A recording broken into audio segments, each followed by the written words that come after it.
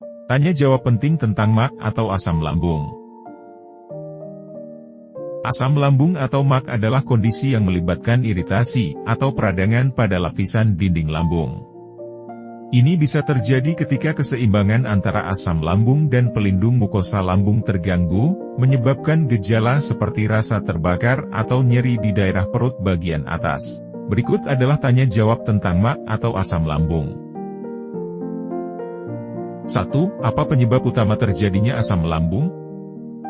Penyebab utama asam lambung adalah ketidakseimbangan antara produksi asam lambung dan fungsi pelindung mukosa lambung.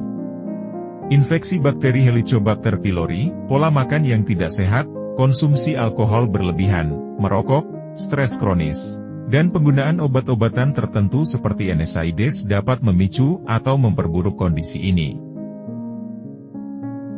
2. Apa gejala umum dari asam lambung?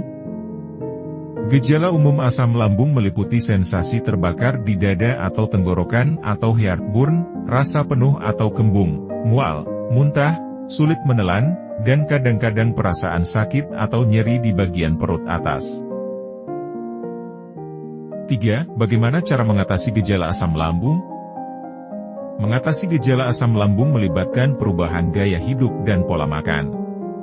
Hindari makanan pedas, berlemak, atau asam yang dapat memicu gejala. Cobalah makan lebih sering dalam porsi kecil, hindari makan sebelum tidur, dan pertahankan posisi tubuh yang tegak setelah makan. 4. Apa yang sebaiknya dihindari dalam pola makan untuk mengurangi gejala asam lambung?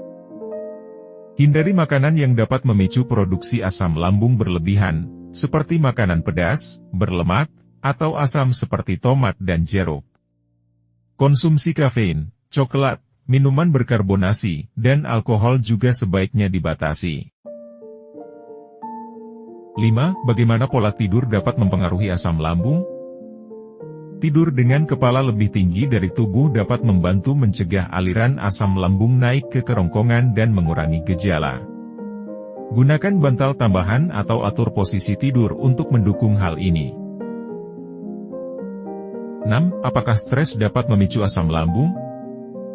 Ya, stres dapat memicu produksi asam lambung yang berlebihan dan memperburuk gejala. Stres kronis bisa memicu peningkatan produksi asam, sehingga memengaruhi sistem pencernaan dan merusak keseimbangan antara asam lambung dan pelindung mukosa, yang pada gilirannya dapat memperburuk gejala asam lambung. 7. Apakah semua orang dengan asam lambung perlu pengobatan medis? Tidak selalu. Gejala asam lambung ringan dapat diatasi dengan perubahan gaya hidup dan diet sehat.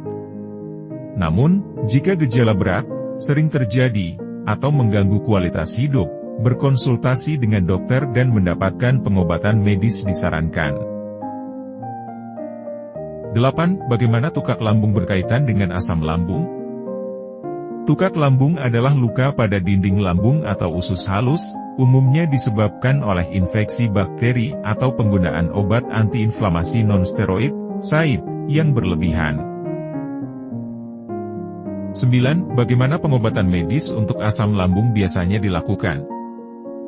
Pengobatan medis untuk asam lambung melibatkan penggunaan obat-obatan.